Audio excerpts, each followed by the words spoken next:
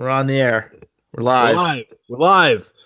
We're live on Selection Sunday. It's Pete, Ryan, Steve, and Chris taking a break from gaming and playing Fortnite to talk about Selection Sunday and the Boilers' road to the national championship and our $4,000 that we're going to win. So, yeah, the brackets came out today. No cold open. The brackets came out today, and Purdue is the 2 seed in the East bracket. They would be playing in Detroit, Michigan for their first 2 games. Their first game is on Friday. Don't know the time yet, but it's against Cal State Fullerton. We're going to talk about the rest of the East region as well. But before we do, a couple quick thoughts on Cal State. We'll start with Rye, as always. Yeah, it's a pretty good baseball game, I think. They're pretty good at baseball, right? They're really good. Baseball. Yeah. Like I said, it just came out. I don't know anything about Cal State Fullerton.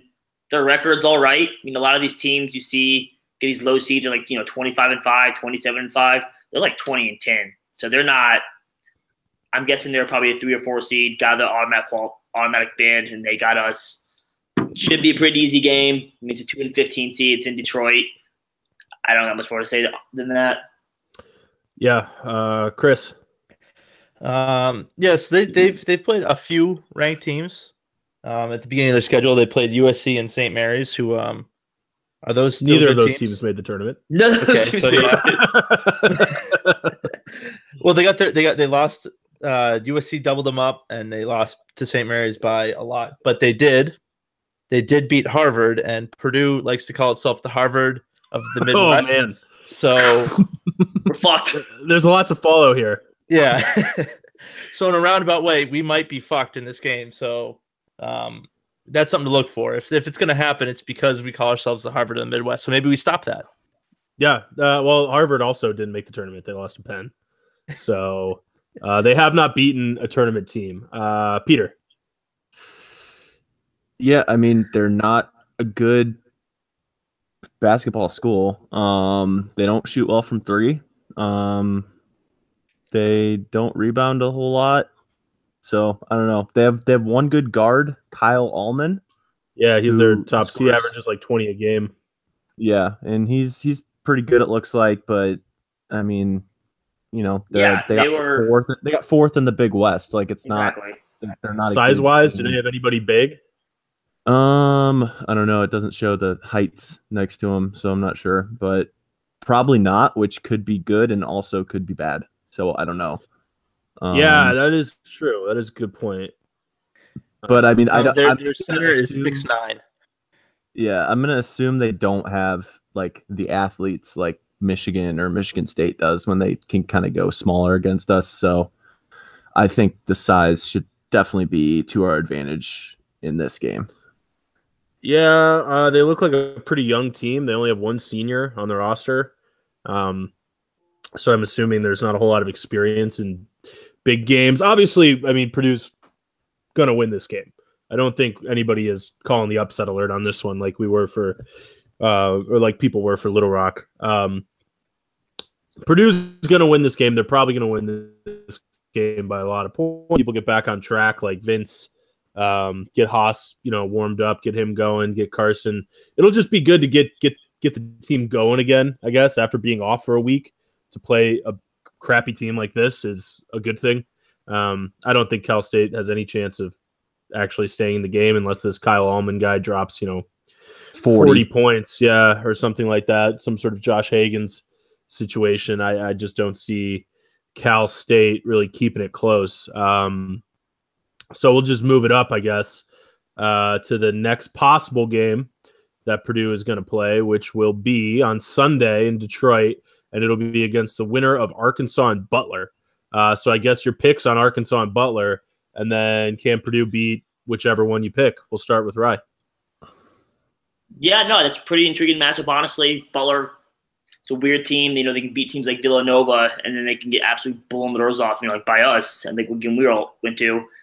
Don't know much about Arkansas. It is a trendy upset pick, though, which I'm not enjoying seeing. But a lot of people are picking that game. But I think Butler gets it done. Butler magic in March. That always wins. So I think Butler can get the job done against Arkansas. And then do we beat Butler? Yeah, I think we can beat Butler. I think it'll be a lot closer game, obviously, but you just got to survive in advance. We'll kind of know what Butler does. We've watched Butler and Purdue play, I feel like, almost every year now. So, yeah, no, I think we get past Butler. Every other year, exactly. Every other year. But Yeah, exactly. That's what I meant. All right, Pete, you're up. yeah, I mean, I think Butler can beat Arkansas. It really just depends how well they shoot from three. That's how they beat Villanova. They just didn't miss. And so I think that's kind of what that team comes down to is their outside shooting good. I mean, we handled them pretty well, again, with the size inside, I think. And it was, I think it was a 15-point game that was never even close to being in doubt. And so, yeah, I mean, I think Butler beats Arkansas. Arkansas has been real up and down this year. They get blown out one game, then beat a ranked team, and then lose again the next game. So they're kind of all over the place. And I think they just kind of got lucky with the deep run in the SEC tournament. So yeah, I think Butler wins that, and then the Boilers put a whooping on Butler to get to the Sweet 16. Yeah, obviously Butler in March is the pick. I think you'll see on, when you click on the brackets on ESPN or whatever, it shows you what the majority of people have picked. And I think the majority of people pick Butler, and I think they will win that game. Well, the only thing that scares me about Butler Purdue is it's a rematch. I mean, we already played them once this year. And it's tough to beat teams two times in a year.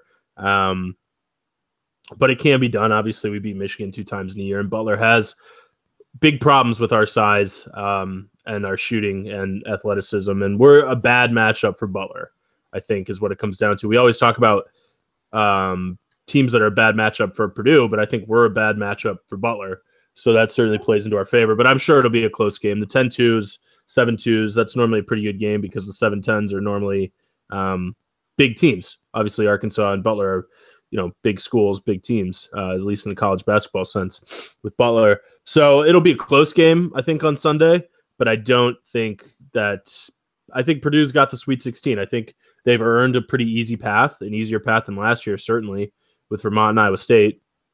So I think they've got a pretty easy path to the Sweet 16. Chris?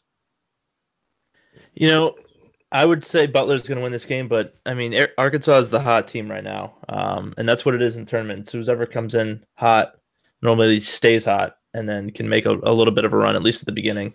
And I think they can push over Butler because I don't think Butler's anything that special. I don't think Arkansas is anything that special either. So I think it's the same sort of deal. If we played Arkansas, they're not a really big team. They play a lot of guards, and that's kind of been. It's easier for Purdue because we have 2 7-footers in there that can take up space and force these guys to play a big guy on their team who's not very good. So that I think Purdue, either team, Butler or Arkansas, we have a good matchup against them, and we should be able to pull out that win. Yeah. So you heard it here first, folks. Rebuilding year, calling a Sweet 16, calling our shot. But we're the 2 seed. We really shouldn't be even talk about it. The rest of the bracket, I mean, big teams, Villanova, West Virginia, Wichita, Florida, and Texas Tech. I mean, do you guys think that we can get to the Elite Eight? Do you think we can get to the Final Four out of this bracket? I don't know. Villanova's got a pretty easy walk toward it, so I'm not sure. But let's put it on the map right now. Now that the field is set, where does Purdue finish this tournament? We'll start with Peter.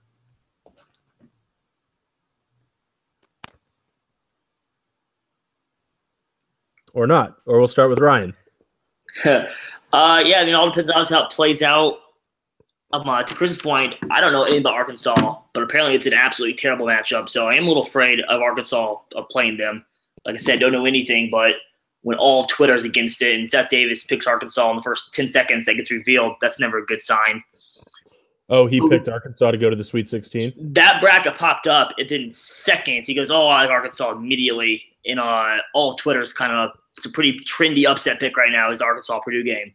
Yeah, but what does he really know that we don't know? Probably a lot more. Probably a lot more, because I don't know anything about Arkansas. But, yeah, that Texas Tech game, if they make it intriguing, that's Chris Beard. That's the Little Rock, Arkansas coach. who absolutely stifled us. Oh, man. Ooh, yeah. And, they play fantastic defense.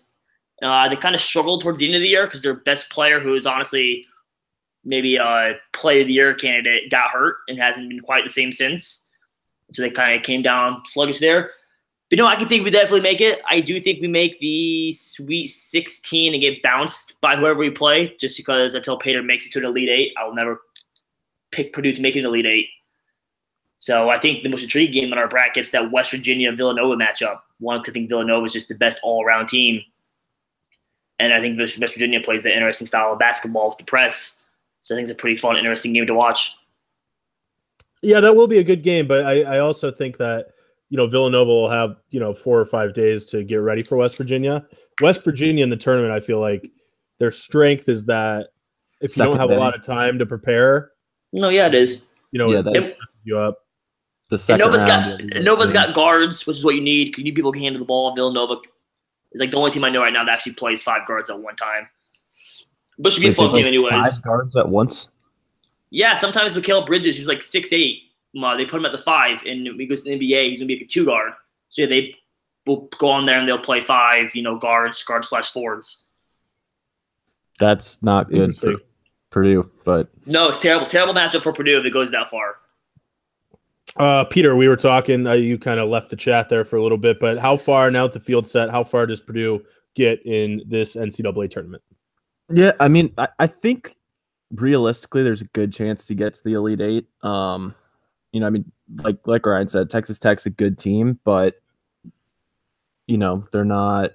Like you said, they struggled. They're missing one of their better players, or not missing, but he's been out for periods. And so I think they can get to that Elite Eight matchup, but yeah, I think they run into Villanova, and it's just like I said, it's just not a good matchup, and Villanova's just a better team. So I think that's just how it's going to be. I think we'd have a better chance against some of the other 1 seeds, but that's just how the draw goes. So I think Elite Eight is a good place for this team, I think, based on the draw and just how they've played this year. Yeah, I'm probably. I mean, it all depends on Villanova, doesn't it? I mean, yeah. I think that. Well, first of all, I think Florida probably gets beat by the play-in team. I think that the play-in teams are normally come in pretty hot. I already have a game under their belt, and I think Florida probably gets beat by the play-in team. I don't think they're that good of a team. Texas Tech, great team. I really like them. I watched some games they play. And they'll have, either a 3-11, 3-6, whatever you want to call it, but they'll probably move on. And I mean, then it's Elite Eight and you're just, throwing it up. Who knows? Who knows who's going to win that game, but to get beyond the Elite Eight, I guess. Well, when would we? Yeah, we'd play Villanova in the Elite Eight, right? Sorry, I was looking at the wrong thing. Yeah, it depends on if Villanova gets there or not, and if Villanova gets to the Elite Eight, I agree that they'll probably beat us. But if they get knocked off by, like we said, West Virginia, maybe, I don't know, Virginia Tech or Alabama could pull that off. But West Virginia, Wichita, maybe might be able to get lucky and knock them off. And, then we might be able to sneak into this Final Four. Who knows? But I think Elite Eight right now is probably the best bet. Chris. I have to agree with that because playing Villanova is the elite team. I mean, they're the 1 seed for a reason, and Purdue's the 2 seed because they've let those tough games slip through their hands. And it's going to be tough to play Villanova, they've got seasoned coaches in there playing in the Elite Eight, the Final Four, the national championship. So it's going to be a tough go of it to play them in the Elite Eight and win, especially when Painter can't coach for the life of him. And making game decisions. Heard it here. Matt Painter can't coach in game. He can't do anything to help the team when they run into problems, and that's going to be a problem going up against Texas Tech because he's had a problem with Chris Beard before, and it looks like it could be a problem again if they make it to that game. So I think they can beat Texas Tech. They can get to the Elite Eight, and it's just going to be a toss-up at that point if they can beat Villanova or not. or any of the team that they get there. That's I mean, you're ranging it out. You're ranging it out that far. You don't know who's going to be there. But you like to say that the 2 and the 1 are going to get a chance to meet. So we'll see. Just looking at the bracket. Anything else you like, Rye? Any other matchups? Any other upsets? What is that? Is that I think it's the Midwest region? No, it's the South region, where it's like Virginia, Arizona, Kentucky, and Tennessee. Yeah, that's absolutely brutal.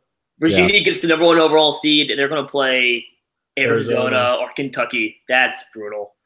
And Tennessee almost had a 2 seed also. I mean, that's a tough region. I don't know. I really wanted the Midwest. In Atlanta. Yeah. Or they could play. Yeah. I mean, that's brutal. That's stinks. I mean, I wanted the Midwest also. The Midwest ended up having Xavier, Duke, Michigan State. Like, that sucks in Auburn. That's brutal. The West is the easy one. That's Xavier. Sorry, it's Midwest and South. Midwest and South. Yeah, North Carolina got the 2. Yep. Just the Midwest and South are absolutely brutal. So, I mean, we got pretty lucky. West Virginia kind of struggles with these tournaments. I mean, Texas Tech isn't one of these big names. Maybe they're great, maybe they're not, but it's not, Duke, Kansas, Michigan State, North Carolina, Arizona. So we avoided all the big names. The only one in that's Villanova, and that's, the Elite Eight, which people are already breaking that game down on Twitter, but that's way, way, way far away. There's a lot to happen. So, I mean, we got the only 3 seed that we don't have a loss against. So true. There's your stat of the week, folks. There's your stat of the week. Yeah, doing Peter's job for them. Will we lose to all the 3 seeds? I don't know.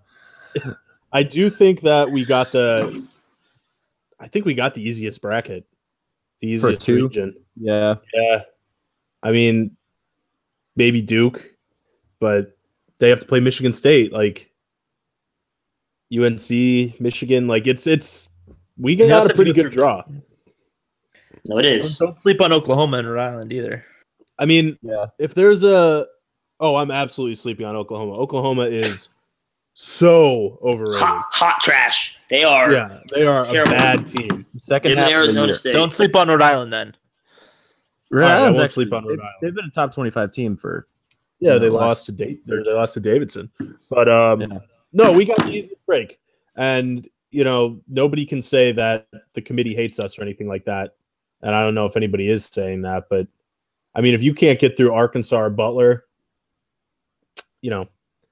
I don't know. It's just I think it shakes out well for the Boilers, and I think we all agree. There goes Peter again, leaving the chat. Don't know what's going on with him. So yeah, I mean, I don't know. Do you guys have anything else to add or anything? It's going to be Chris. Are you going if they go to Boston? Absolutely, I will be there. There you go. Good. Wear your T-shirt. Yes. Oh, I still got it. It's in the closet. It's laying on the floor right there. Get that thing ironed. I don't know what condition it's in. I don't think you can iron them. Don't iron the main part, obviously. Just leaves and the sides. Can we get a rush? Can we get a rush order of new ones if they make it? Yeah, you can hand them out to the people at the game. Is anybody going to Detroit? I don't think because I don't think I can make it on Friday and then Sunday. I was kind of hoping for Thursday, Saturday. Friday, Sunday kind of stinks. No, I'm not. Yeah, I cannot get there. Probably just gonna watch this one from home, folks. It's gonna be expensive. Michigan State got put in Detroit, and ticket prices when that happens just skyrocket. Yeah. Oh yeah, that sucks. Yeah, forget that. So yeah, I'm not sure the time on the game, but we will put out a podcast on Friday night. We will record with whoever's available, and we'll have it for you Saturday morning once Purdue either way. We'll have one on Friday night, one way or the other. So look out for that. And then, like we keep saying, after every single game, we'll get on the ones and twos and give you a fresh breakdown of what happened. If we lose, it'll probably be a little bit after because we're gonna have to collect our thoughts so we don't say anything rash on the show. Yes. So yeah, I don't think we have anything else. So. Hopefully 6 more shows, guys. We're counting down. We got 6. That's the magic number. 6 more podcasts. What are we going to do? We got to do something if we win. Like, go spend all our money. stop the podcast. Yeah, go blow That's up it. $1,000 That's we the just end of the won. podcast. The rebuilding year is over. It is. We've been rebuilt. Yeah, that would be it. That would be it. Yeah, who knows? Who knows? All right, but yeah, hopefully 6 more shows. In the meantime, find us on Twitter at the Rebuilding YR. We'll be tweeting all throughout each NCAA tournament game that Purdue plays in. You can find Peter on Twitter at Peter_Mick. You can find Chris on Twitter at Boston Boiler. You can find Ryan on Twitter at Rye Guys and Fries. You can find me on Twitter at Steve Greco01 and Xbox Live Greco02. Hit me up. Fortnite, baby. We're out there. We're out there playing. So Boilers by 90 and wait till Friday, folks.